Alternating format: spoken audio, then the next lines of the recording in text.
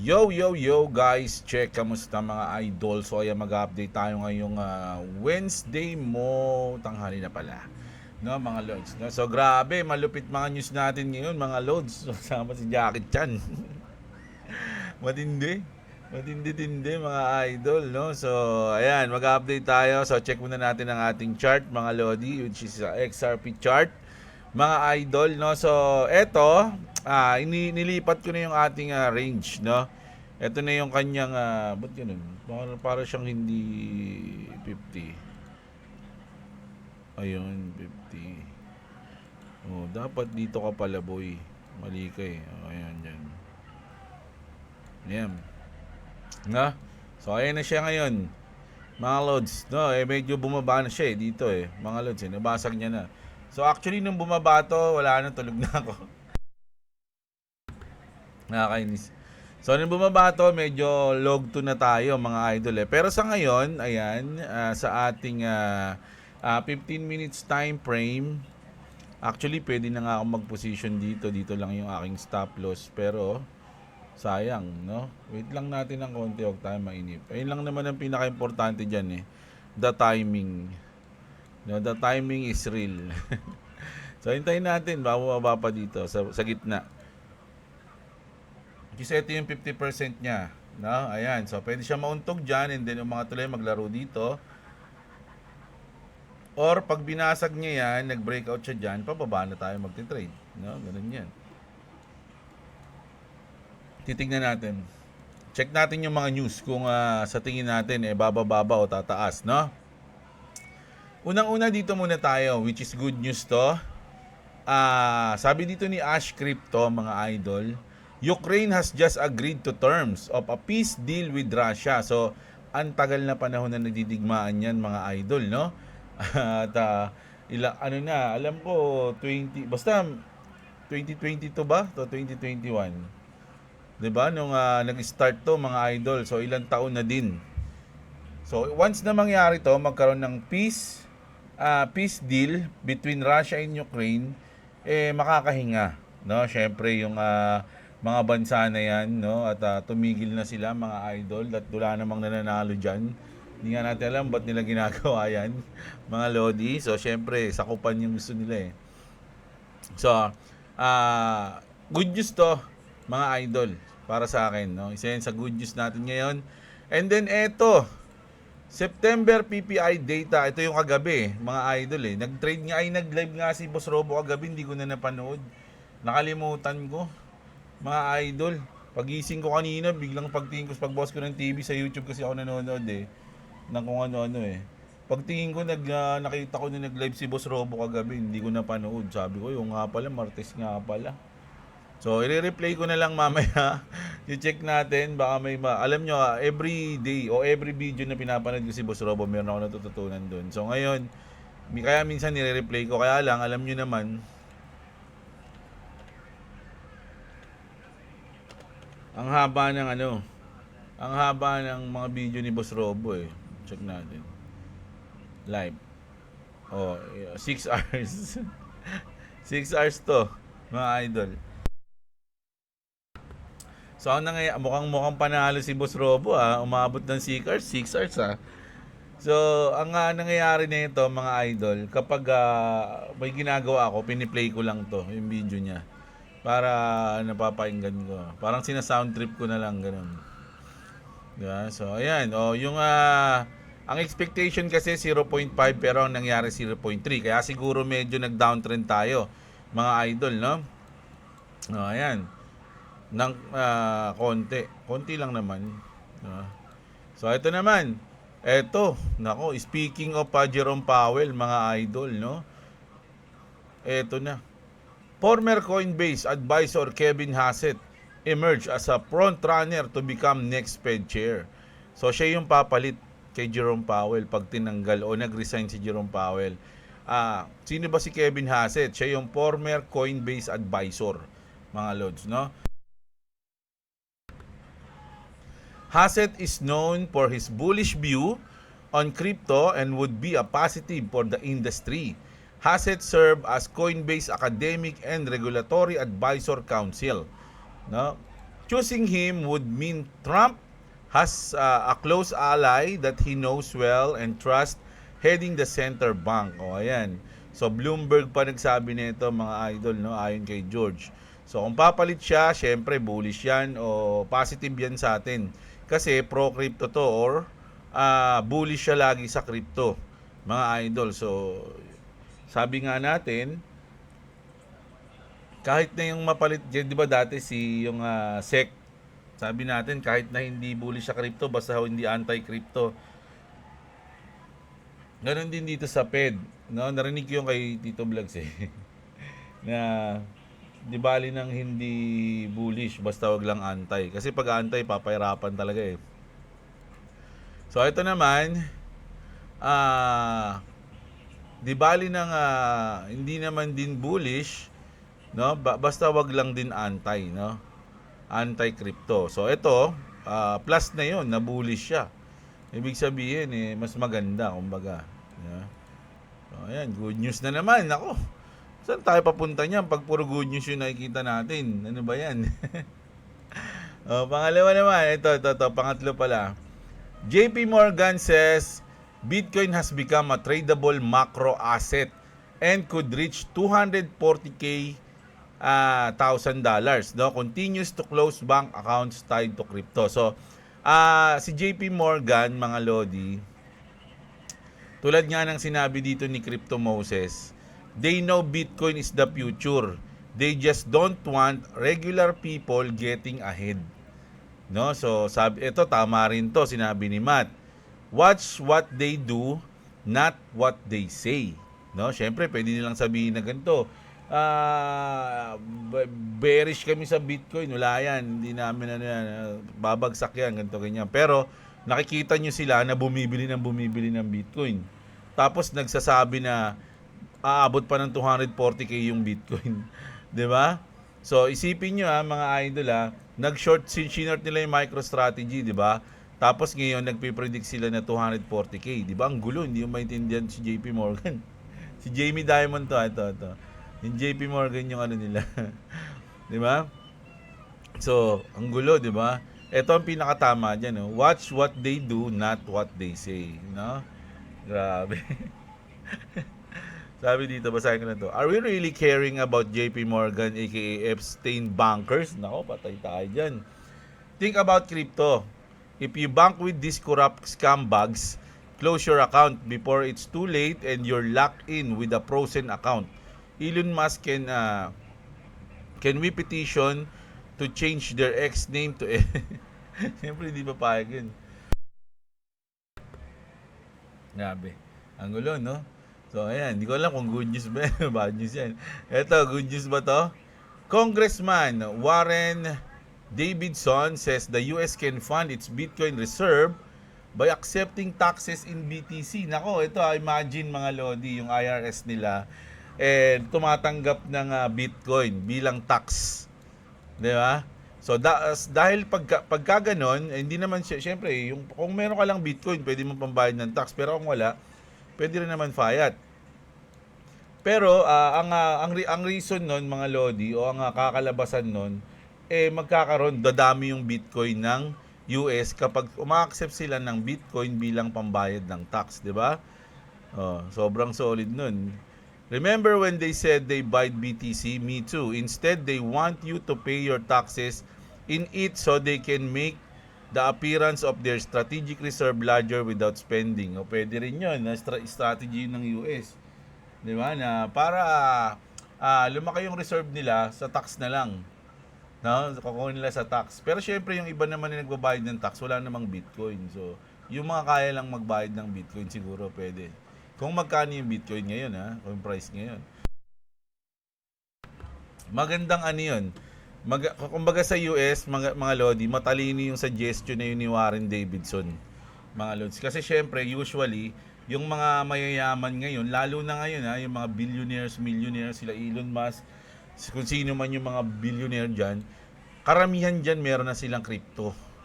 No, meron na silang Bitcoin or something. Siyempre, pag magbabayad ng tax yung mga anak ni Trump, pwede rin sila magbayad ng Bitcoin. So, madadagdagin sa reserve ng US, di ba?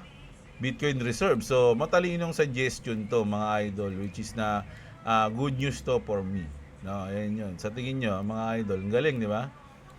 Kung may isip lang ng mga tao sa Pilipinas yan, kaya lang wala. Dito, ang uso dito sa Pilipinas is politika lang ng politika. No, kakapanalo pa lang, politika na. Kakatalo pa lang, politika lang. Kumbaga, kakapanalo pa lang, iniisip na agad, ako dapat, ano kayang gagawin natin sa susunod na eleksyon? Tangina, hindi magtrabaho na lang, no? No. Ayan mga lods. Ang galing ng mga tao dyan sa US, oh. Isipin nyo, ang talino ng naisip nyo na yun. O, ito pang isa, si Vice President natin. Vice President J.D. Vance said, "We fired Gary Gensler and we're going to fire everybody like him who is against Bitcoin." Sinabi ba yon na who is against Bitcoin? Check ko nga, baka who is against crypto, ha? Important thing that we did for this community, we reject regulators and we fired Gary Gensler and we're going to fire everybody like him.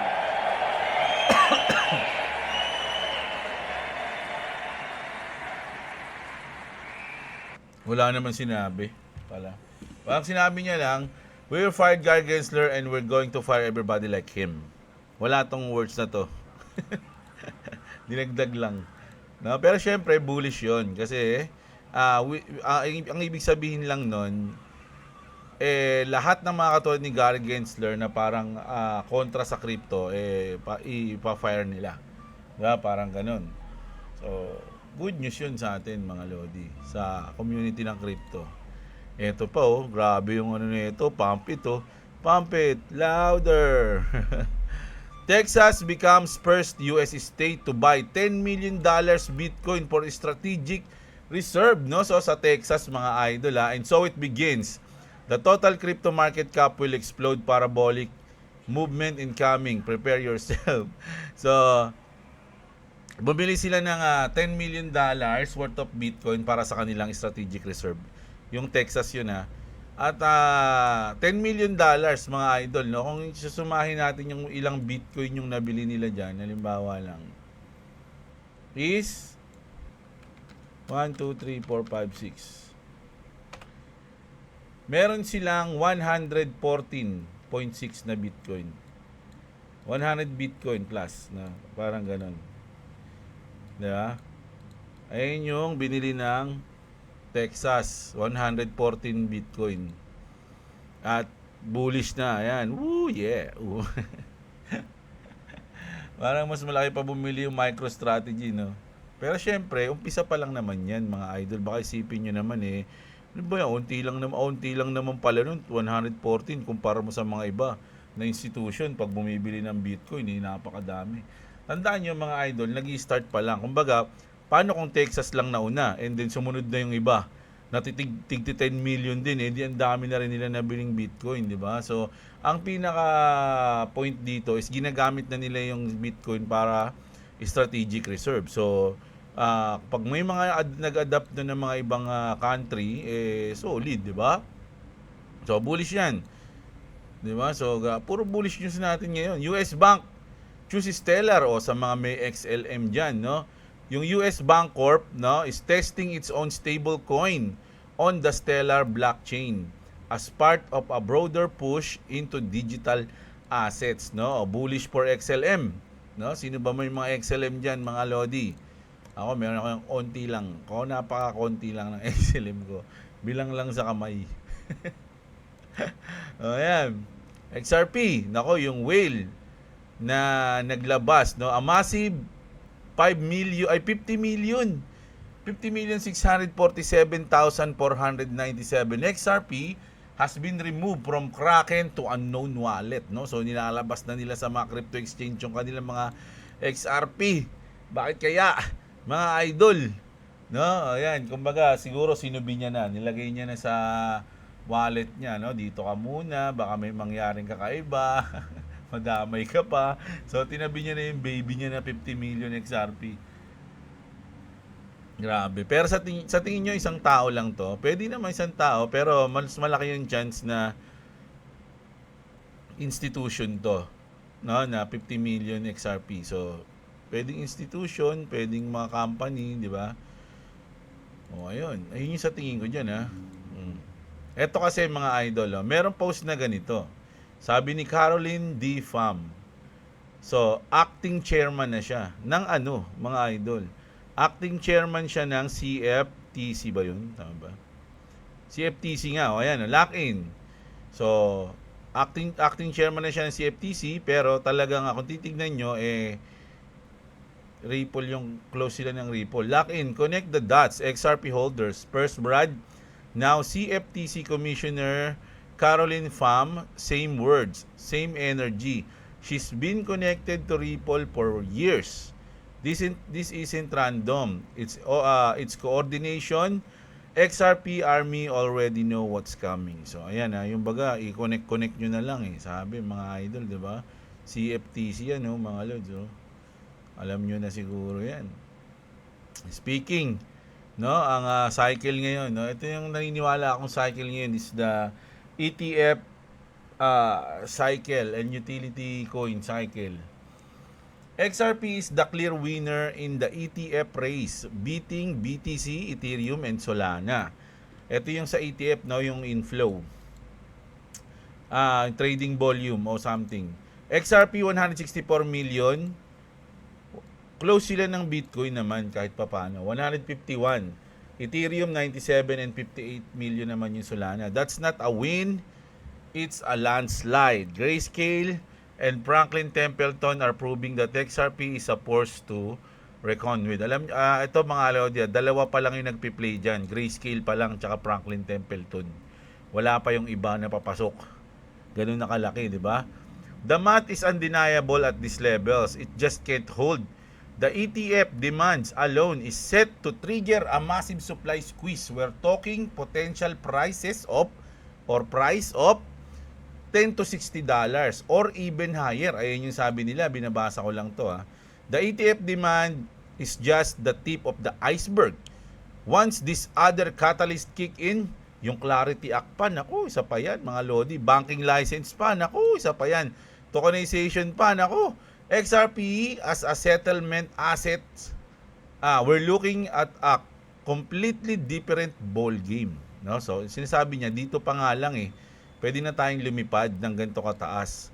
Paano pa pag kumagat tong mga to? Di ba? Buckle up, XRP holders, because this ride could be wild. Ito yung sinabi niya, hindi ako nagsabi niya. Sipin nyo Grayscale at Franklin Templeton pa lang yun. Okay, let's be real. Sabi dito. XRP's had its up and downs, but this ETF launch its total comeback history. Kumbaga, from rags to riches uli. Kasi di ba, tumaas yung XRP, nag $3 and then bumaba ng 0.3, 0.2, di ba? Sobrang baba parang nag-rug pull na ba yan? Di ba? Tas ngayon, kumbaga ito yung comeback story ng Ripple ng XRP. It's a clear indicator that investors are ready and waiting. The BlackRock is watching. Nako, nung nakita ng BlackRock to, ayan, uy, grabe, XRP talo pa yung BTC tsaka Ethereum Ano kaya? Nag-apply kaya ako dyan. Diba? Pero sa tingin ko, andyan yan. Tama yung sinabi niya rito. Nagmamasid lang yan. Kasi ganito mangyayari pag biglang pinasukan ng mga big boys na yung ETF na yan. You won't believe this. XRP is entering its ETF era and this time the rally could make Bitcoin look small. Sipin nyo magiging look small pa yung Bitcoin. BlackRock, ito na yung mga big boys, mga lodi, BlackRock, Fidelity, and other giants haven't even filed yet. Hindi pa nagfa-file tong mga to. Mga lodi at hindi malabo sa sabaw ng pusit malinaw pa sa sabaw ng malinaw na sabaw. Malinaw ba sabaw? Sabaw ng tinola. But Grayscale, Bitwise, and Franklin and Canary are already live. So ito yung mga live na. So ito mga big boys na tong dalawa na to. Hindi pa sumasali ang mga yan That means we're just in the prelude. The heavyweights haven't even stepped in. We saw that spot ETF did to BTC. It triggered a $1 trillion wave, bringing in Wall Street, institution, and momentum traders. But XRP is a different beast. With actual utility, real-world adoption, and banking infrastructure already built out in Japan and Asia, and the capital coming in won't just speculate, it will stay. Sabi, di ba? Imagine what happened when even a fraction of the 80 billion plus AUM from these titans begins rotating into XRP. Imagine niyo daw yun, mga lods, no? Kung sakaling biglang magsipasok na yun. This isn't hopium, it's math. Liquidity and history repeating on a larger scale. The XRP spot ETF ignition is here. If you miss Bitcoin's move, don't miss this one. If this makes you bullish, ayan. So, ayan. repost na daw. Hindi ko repost eh. Pero para sa akin, napaka-solid nito. No? Oo nga, kung isipin nyo, wala pa itong mga to. No? At kumapit lang tayo, mga idol. Ito, alam niyo yung mga ganitong news, dito ko naisip na mag-all-in eh. Kaya lang, negative talaga. Meron pa rin akong mga iba-ibang mga coins. Ayoko mag-all-in, mga idol. No, so ito, nakalagay dito, it's coming, mga idol. Pakinggan niyong mabuti kung ano yung sasabihin dito ni Jake Laber. I think all of you are going to be very surprised in the very near future about what XRP does now that we have the ETFs eating through the OTC desk and the dark pool volume. There's not a whole lot left over there. My guess was there was somewhere between $1 billion and maybe up to $2 billion available on the OTC and dark pools. They've already eaten through about 800 million XRP here in just the first Naubos na daw yung XRP, mga lord. week from that. So that's either half or almost all of what was available on the OTC desk in the dark pools. As soon as that is gone, and we're getting more ETFs, more spot ETFs for XRP are launching, and we still don't have the big dogs at the table yet. We still don't have BlackRock, and we still don't have Vanguard, we still don't have Fidelity.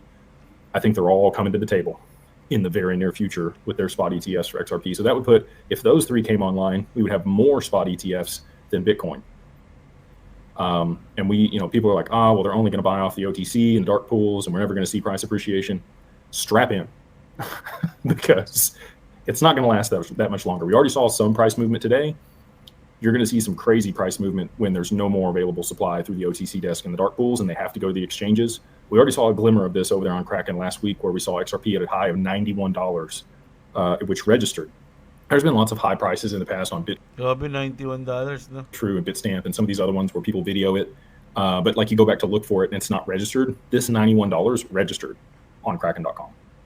So look out. I think a lot of people are going to be very surprised that a lot of what I've been talking about for the past 18 months is going to come to pass here. Grabe, no? Ito pa isa, mga lords, no? Pakinggan nyo to, parang pinalo pa niya lang yung sinabi dito ni Jake Laber, no? Na merong mga, yung price ng XRP meron ng nakalagay, no? Pero hindi pa alam kung magkano. Ay, kasi sinabi ni Jake Laber 91 eh. Pero marami nagsabi na iba daw eh.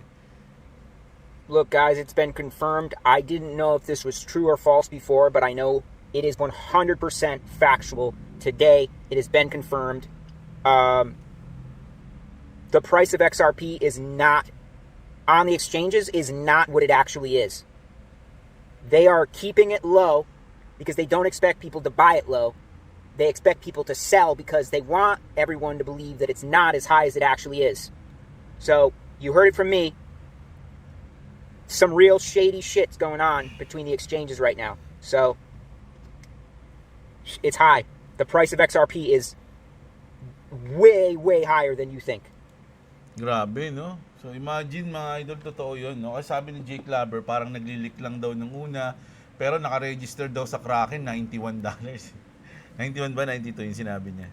So, hindi ko sinasabing ganun yung mangyayari, mga idol, do your own research. Eto mga to, ibinabasa o pinapakinggan lang natin, pinapanood lang natin. Hindi ako financial advisor, hindi ko sinasabing bumili kayo ng kahit anong coins.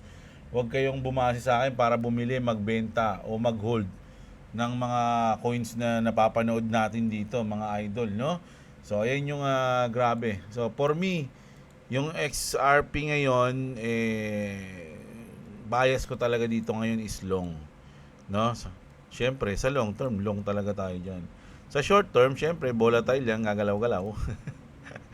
Doon lang tayo maglalaro, mga loads, no? Actually, pag naging ano na to, nag 200 na to, baka ibodega ko na to mga loads. Medyo malaki na yun, 10k na yun. Bubodega na natin. If ever lang na manalo tayo ngayong hapon, no? Sana manalo tayo. Unti na 11 na lang. 11, isang ano ko na lang to. Kahit mag-short ako dito ng konti, wag bumagsak dito, 11, pong, kuha. Pwedeng ganun, no? Pero titignan natin. Ayun news natin. Ito naman mga Lodi, ito isa malupit din na news to. Ito yung huli nating news, patindi to. Mga Lodi, ayan no. Grabe, sabi ko sa inyo kasama si Jackie Chan Jackie Chan to play Chang Feng Xiao in upcoming Netflix biographical documentary Crypto Kingpin. So, si Jackie Chan daw yung gaganap kay ZZ, no? Marami raw kalaban si ZZ, magkakarate daw siya. Kung po pala, kung po.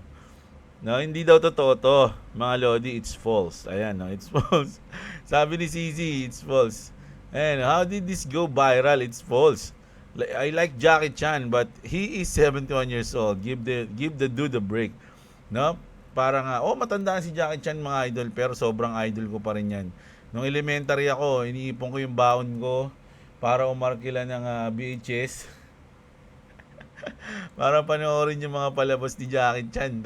Grabe yung mga palabas niya dati. Ano ko yun gusto ko lahat mapanood actually ng mga palabas niya. Kahit may drama pa siya nga May drama siya, kasama niya sino ba yun? Yung kamukha ko.